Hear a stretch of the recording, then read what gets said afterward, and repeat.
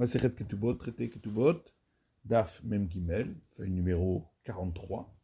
Nous sommes à la 6e ligne. Baramine Rabbi Avina me Rav Sheshet. Rabbi Avina a demandé à Rav Sheshet, Bat anizolet vina achin, lorsque la fille est nourrie, reçoit la pension alimentaire après la mort de son père, de ses biens qui sont à présent à ses frères. Maase Yadeha Lemi. À qui va le travail qu'elle fournit? Même comme Av Kaime, est-ce qu'on va dire qu'ils prennent la place du père? Mahata Maase Yadeha la Av, de la même manière que lorsqu'elle a son père, le travail de ses mains jusqu'à l'âge de 12 ans et demi est à son père. Achalami Maase Yadeha la Achin. Ici aussi, le travail de ses mains ira à ses frères. Odima l'odami. Peut-être, c'est pas le même cas. L'odami les Av, ça ne ressemble pas au cas du père. Hatam midide midzana. Puisque là-bas, dans le cas du père, elle reçoit la pension alimentaire de ses biens à lui, au père. Aha, la mididu midzana. Alors qu'ici, elle ne reçoit pas la pension alimentaire des biens de ses frères, mais des biens de son père qu'ils ont hérités. Amar letanitura. Il lui a dit, on a vu ça dans une Mishnah, la veuve reçoit la pension alimentaire des biens qui ont été hérités par les orphelins, ou Maasiya Deha chez la haine, est-ce qu'elle travaillait pour eux? Midami. Alors, la Gemara dit, mais est-ce que ça ressemble? Pour la veuve, le père ne désirait pas particulièrement qu'elle gagne de l'argent. Alors que pour la fille, il désirait qu'elle gagne de l'argent pour qu'elle puisse se marier et être dotée, puisque c'est à lui de la doter. Le même rat de Bito a dit fallait mais almanato. Donc ça voudrait dire que il préfère avantager sa fille que sa veuve. Amar Rabbi Abba, Amar Rabbi Yossé. Pourtant Rabbi Abba dit au nom de Rabbi Yossé, Asu almana etzel abat, kebat etzel achin, bin chassim mu'atim. Lorsqu'il y a peu de biens qui ont été hérités, la veuve par rapport à la fille, c'est comme la fille par rapport au frère, c'est-à-dire qu'elle a préséance. De la même manière que lorsqu'il y a une fille et ses frères, c'est la fille qui est nourrie en priorité, et s'il n'y a plus de biens ensuite, les frères iront faire l'aumône pour leur nourriture. Afalmana, et c'est là-bas, pareil pour la veuve par rapport à la fille. Almana nizonit, c'est la veuve qui est nourrie, va battre à la petachim. Et la fille ira faire l'aumône pour avoir sa nourriture. La Gemara dit là, inel ziluta almato adifale. Concernant la honte de devoir faire l'aumône, préfère que ce soit sa veuve qui n'ait pas honte. La inan arvacha, mais pour ce qu'elle gagne en travaillant, Bitor adifale, préfère donner à sa fille pour qu'elle puisse se marier. Motiv Rav Yosef, Masiya Deha Betsiata. Rav Yosef objecte. À partir de notre Mishnah qui dit le travail de ses mains et ce qu'elle a gagné, ce qu'elle a trouvé comme objet, Afalpichelo Gavta, même si elle ne les a pas encore reçus, Meta Avareen chez l'Achin. Si le père est déjà mort, ça ira au frère. On parle évidemment dans le cas où tout cela était au moment où le père était en vie.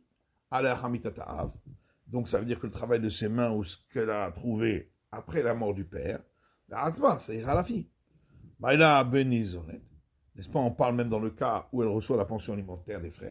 Et donc, c'est une question contre Rav Sheshet qui dit que dans ce cas-là, ça revient aux frères. La Gemara dit non, il n'y a pas de question. On parle dans un cas où elle ne reçoit pas la pension alimentaire. Mais si elle ne reçoit pas la pension alimentaire, alors qu'est-ce qu'on vient nous apprendre? Évidemment que ça ne va pas aux frères et que ça sera pour elle. Puisque même d'après celui qui pense que le maître peut dire à son esclave, travaille et je ne te nourris point, Ça, c'est uniquement pour l'esclave canadien de la Ketiv Be'imach.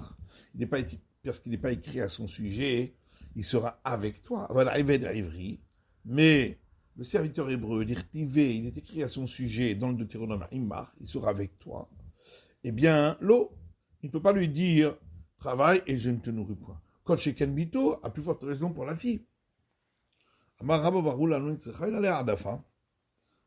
a dit, on parle en vérité dans le cas où elle est nourrie, et la Mishnah parle de ce qu'elle gagne en plus de la valeur de ce qu'elle est nourrie, qui revient au père, lorsque le père est vivant, mais qui ne reviendra pas au frère, bien qu'ils prennent le droit du père. Amar Rava dit,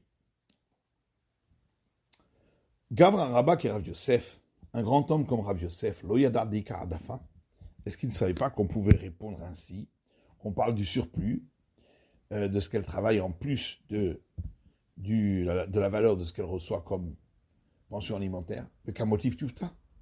Et malgré tout, il a posé la question. Et là, Marava Rav Yosef m'a titin goufa kachali. En vérité, Rav Yosef s'est posé une question directement sur notre Mishnah.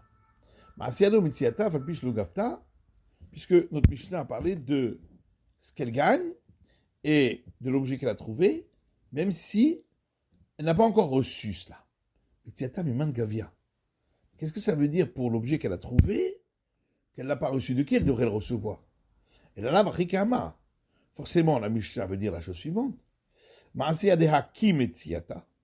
Ce qu'elle gagne par son travail, c'est exactement comme l'objet qu'elle trouve. De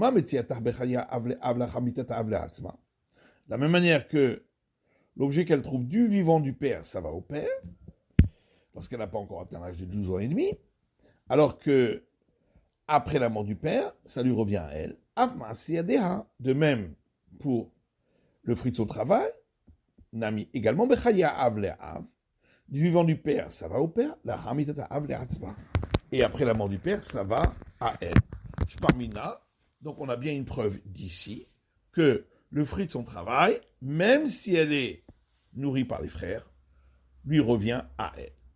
Il y a également un enseignement de Rav Yuda qui dit au nom de Rav, Bat anizonet mina achin, la fille qui est nourrie par les frères, quel travail lui revient à elle. Amarav Kahana, Maïtama, et Rav Kahana dit, d'où est-ce qu'on le sait? Dit-il parce qu'il y a un verset dans le Lévitique 8, concernant les esclaves cananéens, il est dit, et vous les transmettrez à vos enfants après vous en héritage. Otam livnechem velo benotechem livnechem, pour dire c'est uniquement les esclaves qui sont hérités par vos enfants, mais pas vos filles, par vos fils. Et de là on voit qu'un homme ne fait pas hériter à son fils les droits qu'il a sur sa fille, comme celui de recevoir les fruits de son travail. Matkif la Rabba, là-dessus Rabba pose une question en disant peut-être le verset, il parle de la sanction pour celui qui a une relation en ayant séduit une jeune fille vierge, ou en ayant forcé cette jeune fille, ou le dédommagement pour celui qui aurait blessé cette jeune fille, à Katoub Bedaber. Peut-être c'est de cela que le verset parle en disant que les frères ne recevront pas. La Gemara répond, Chavalot, Sahara de Goufaninhu. Si c'est pour ça, on n'avait pas besoin du verset, puisque la blessure, même lorsque le père est en vie, ça ne va pas au père, mais le père doit garder pour la fille, puisque c'est elle qui a ressenti la souffrance sur son corps. Marabiose Barachanina, je sais pas de ça, alors Rabbi Yosef Barachanina dit, peut-être on parle d'un cas où elle a été blessée à sa figure, et là c'est le père qui a perdu, puisqu'il aura plus de mal à la marier. Amar Rav Zera Amar Rav Matna Amar Rav. Rav Zera dit au nom de Rav Matna, au nom de Rav. Amrela Amar Rav Zera Amar Rav Matna Amar Rav. D'autres disent pas Rav Zera, mais Rabbi Zera, qui veut dire lorsqu'il était ensuite en Israël et qu'il a reçu l'ordination rabbinique, on l'a appelé Rabbi, alors qu'avant il était appelé Rav. Au nom de Rav Matna, au nom de Rav, Bat Hanizonet Min Ahin, la fille qui reçoit la pension alimentaire de ses frères, les fruits de son travail lui reviennent à elle, dirti, puisqu'il est écrit, c'est dans Lévitique, et vous les transmettrez en héritage à vos fils après vous. On parle au tam de eux, les esclaves cananéens d'Ivnechem iront à vos fils, velo benotechem Ivnechem, et les droits sur vos filles n'iront pas à vos fils. De là, on apprend qu'un homme ne peut pas transmettre par héritage les droits qu'il a sur sa fille à son fils. Amala Avimi Bar Papi, Shekod Amara. Avimi Bar Papi a dit, celui qui est assidu a déjà dit cet enseignement. Shekod Manu, qui est celui qui est assidu? Shmuel, c'est Shmuel. Harav Amara. Mais pourtant, c'est Rav qui a donné cet enseignement. Et ma Afshekod Amara. Non, il faut dire que c'est également celui qui est assidu qui l'a dit, c'est-à-dire également Shmuel. Amamar bar Amemar le Ravashi. Mar fils d'Amemar a dit à Ravashi, Amre Nehardea. Ainsi disent les gens qui habitent Nehardea. Ilcheta Kevate de Rav Shechet. On suit la vie de Rav Shechet qui dit que le fruit de son travail va à ses frères. Ravashi Amar Ilcheta Kevate de Rav. Alors que Ravashi dit qu'on suit la vie de Rav, qu'il va à elle. Ilcheta Kevate de Rav, en fin de compte, l'alacha suit Rav, que le fruit de son travail va à elle. Matitin, c'est la suivante. Amare cette bito, celui qui a marié sa fille en la faisant acquérir par l'acquisition des liens du mariage, mais elle n'est pas encore entrée dans la maison du mari. Vegersha, ensuite elle a été divorcée. Ensuite le père à nouveau l'a fait acquérir par les liens du mariage, puis elle est devenue veuve. Ketubata shelo. Pour les deux fois, le montant de la ketouba revient au père. Si elle n'a pas encore eu l'âge de 12 ans et demi. Isia vegersha, isia venitamela. Si par contre, il l'avait fait rentrer déjà dans la maison du mari, et ensuite elle a été divorcée, et la deuxième fois aussi, il l'a fait entrer dans la maison du mari, et ensuite elle est devenue veuve, ketubata shela. Le montant de la ketouba, dans les deux cas, revient à elle. Rabbi Omer, Arishona shel Av. Rabbi a dit la première fois, elle revient au père. Amrolo, les sages ont dit, Mishésia, en la via Reshutba. À partir du moment où elle est entrée dans la maison du mari, le père n'a plus aucun droit sur elle. Notre Mishnah a parlé uniquement dans le cas où, la première fois où elle avait été mariée, elle a divorcé, ensuite la deuxième fois, elle est devenue veuve. Mais si elle est devenue veuve par deux fois, tout le chazer l'insoubé. On voit d'ici qu'elle n'a plus le droit de se remarier. Et en passant, l'auteur de cette Mishnah nous enseigne la vie de Rebi, d'Amar Bitrezimi Abia Chazaka, qui dit que lorsque c'est arrivé par deux fois qu'elle est devenue veuve, c'est déjà une présomption, et elle ne peut plus se remarier de peur que le nouveau mari, lui aussi, meure. Rabbi Omer Arishona Shel Av, on a vu donc dans la Mishnah la vie de Rabbi Yehuda qui disait que la première fois, le montant de la ketouba revient au père. Maïtama de Rabbi Yehuda, qui est la raison de Rabbi Yehuda. Rabbi Rabbi Yosef d'Amrit Tarvaïhu. Rabbi et Rabbi Yosef disent tous les deux, Oïl Musha Aterusin Zachabahen Av. Parce que dès le moment où elle avait été acquise par lien d'acquisition du mariage, le père a eu les droits de recevoir le montant de la ketouba et donc il le garde. Motiv Rava, sur Rava objecte à partir d'une braïta qui dit Rabbi Omer Arishona Shel Av. Rabbi Yehuda dit pour la première fois où elle était mariée, le montant de la ketouba revient au père. Modérav Yehuda, et Rabbi Yehuda est d'accord, mais cette bitokeshi ketana. Dans le cas de celui qui avait fait acquérir par lien du mariage sa fille lorsqu'elle était mineure, ou bagra, et ensuite elle est devenue une grande fille de plus de 12 ans et demi, Vachakarni 7, et suite à cela, elle est entrée sous le dénuptial dans la maison du mari, chez Enla Vihar et Shubba. Dans ce cas, le père n'a plus aucun droit sur la ketouba. Mais pourquoi? Pourquoi on ne dirait pas ici aussi que, puisque dès le moment de l'acquisition des liens du mariage, le père a eu le droit de recevoir le montant de la ketouba, donc il le garde. Et là, itma, achi itma. En réalité, si on a un enseignement, voilà comment il faut le dire. Rabba et Rabbi Yosef d'Amre Tarvaïhu, Rabba et Rabbi Yosef disent tous les deux, Oil ou Birshuto Nirtavim, puisque au moment où a été écrite la ketouba, c'est-à-dire juste avant qu'elle entre sous le dé nuptial, elle était encore, dans le premier cas, sous la tutelle de son père, c'est pourquoi c'est lui qui reçoit le montant de cette ketouba selon Rabbi Yehuda. Umikba, mais Emad Gavia.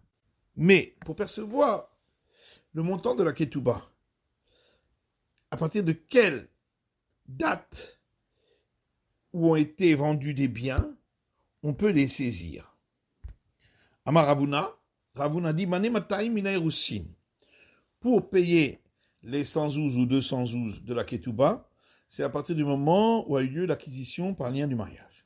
Et c'est fait pour le surplus que le mari rajoute, ça c'est Mina Nisuin à partir du moment où elle est entrée sous le dé nuptial dans la maison du mari.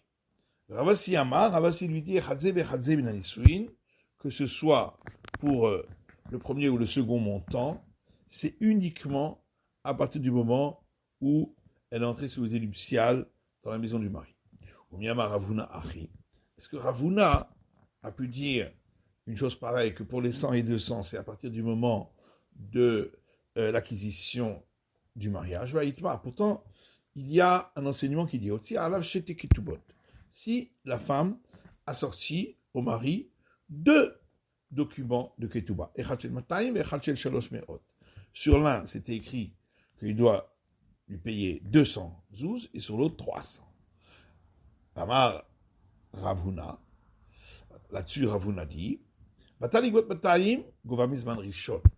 si elle veut percevoir que 200, elle peut les percevoir en saisissant depuis la première date qui est sur le premier document. Mais si elle veut recevoir 300, Gova Mizman Sheni, alors elle ne peut saisir que depuis la deuxième date du deuxième document. Veimita. Et si effectivement on saisit pour les 100 et 200 déjà depuis le moment où a eu lieu l'acquisition par lien du mariage, à ce moment-là, Tikbe Matay Mizman Rishon ou Mizman Sheni, les 200 zouz, même dans le cas où elle en perçoit en tout 300, devraient déjà être perçus depuis la première date, c'est-à-dire le moment où elle a été acquise par acquisition des liens du mariage, et les 100 en plus à la deuxième. Kulam. Alors, on répond par une autre question, en disant, d'après toi qui poses une question pareille, elle devrait percevoir alors 500 zouz. Matayim Mizman Rishon, 200 de la première date. Tlatmea, Mizman Sheni, et 300 de la deuxième date, en tenant compte des 2 documents. Et la Chamesh Meot Maïta Malogavia, mais pourquoi elle ne reçoit pas 500? Puisque dans le deuxième document, il n'est pas écrit « Je t'ai rajouté 300 sur les 200 du départ ». Donc, Arikamala, donc forcément, voilà ce qu'il a voulu lui dire. Imizman Rishon Gevi At. Si tu veux percevoir depuis la première date, Gavia Mataim, tu reçois les 200. Imizman Sheni Gevi At. Et si tu veux percevoir depuis la seconde, Gavia Tlatea, tu reçois alors 300. Achanami, ici aussi, un utarma de la Gavia. C'est la raison pour laquelle elle ne perçoit pas pour les 212 depuis la première date. Mais de la Katabla aussi, fitlach mea amataim, puisqu'il ne l'a pas écrit, j'ai rajouté 100 sur les 200. Ahulahinte, le Shirbouda Kama, c'est donc qu'on ne tient pas compte, selon, si on suit le second document, de ce qui était dû au départ. C'est la fin de l'étude de la feuille numéro 43 du DAF, même Guimel.